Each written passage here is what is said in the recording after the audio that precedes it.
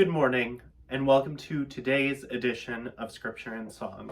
Today we're going to do something a little bit different. I'm actually going to bounce back to a scripture, and it's John 15, verses 1 through 8. This was the gospel from Wednesday, May 5th. But I've been really thinking about this lately, and I really wanted to do a reflection on this.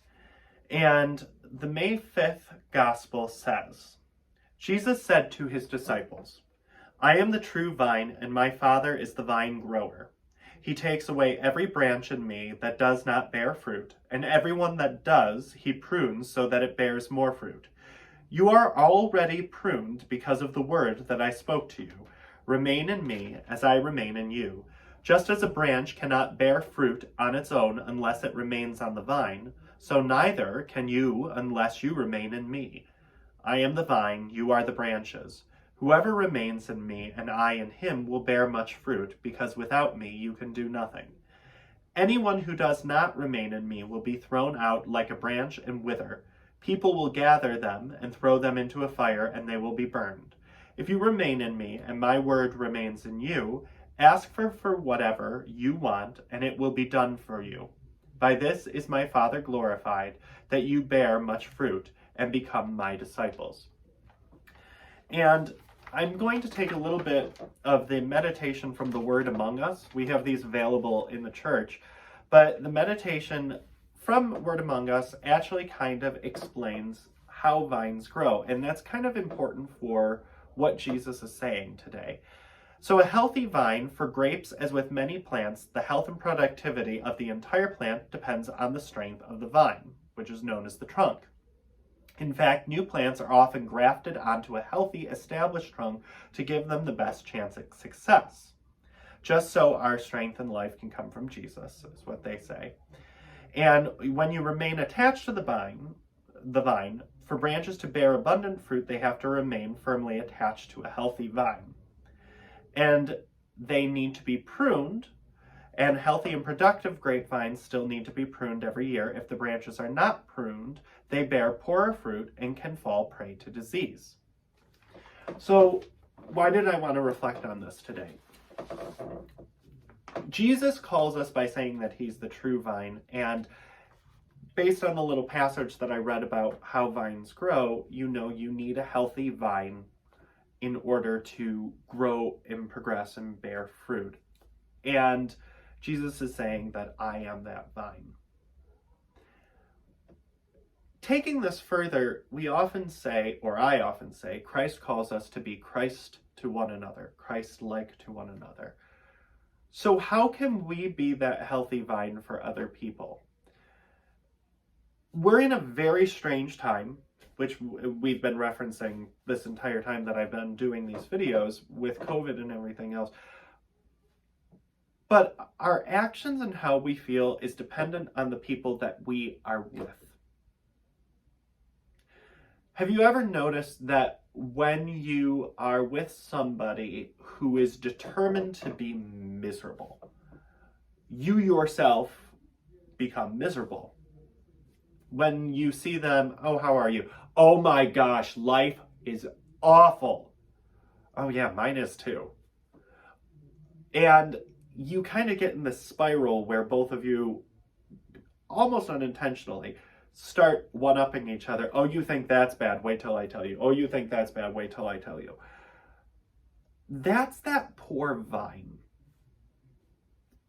that doesn't allow us to be fruitful, that doesn't allow us to be ourselves. And sometimes we need to prune that, or we need to be stronger for them. Positivity has a very, very huge impact on what is going on right now. The more positive we are, the more we can begin to see that positive things are happening, and positivity begets further positivity. That doesn't mean that it's easy, because sometimes you might want to look at some of your relationships and say, wait, does this person help me be a positive person who is fruitful, or does this person drag me down? Do I need to prune them? Does this person function as a healthy vine who makes me a better and stronger person? Maybe I should stay closer to them. So what I want you to try and do this week is try and find those ways for you to be that healthy vine, for you to be that strong person that says, all right, I'm going to bring people forward and make them more fruitful. I'm going to be that positive force, that Jesus-like vine for them. And sometimes it's very difficult. And I may have to stand up to the people who are being negative and say, there's not a place for that now. So the song that I chose to go with this reading actually doesn't have anything to do with vines and branches, but it has to do with our mission. And it's the Summons. It's a beautiful song that I think many of us have heard and feel very, very close to.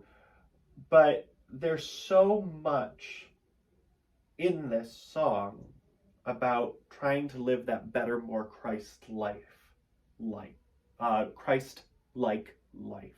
And I hope you enjoy it and take it to heart.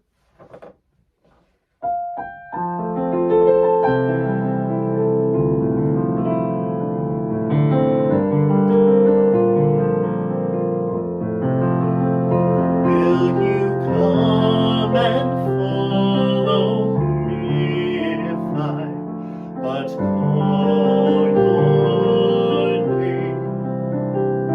Will you go where you don't know and never be the same?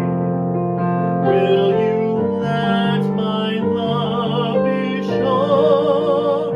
Will you let my name be known? Will you let my life be grown in you and you in me? Will you leave yourself behind if I but call your name? Will you care for cruel and kind and never be the same? Will you risk the hostile stare? Should your life attract or scare? Will you let me answer prayer in you and you in me?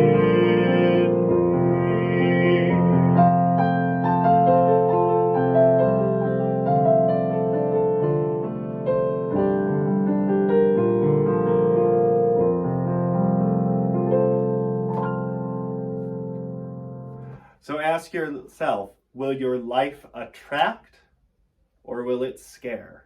Will you bring people and help them to be fruitful vines? Or do you need to examine how you may be hindering them?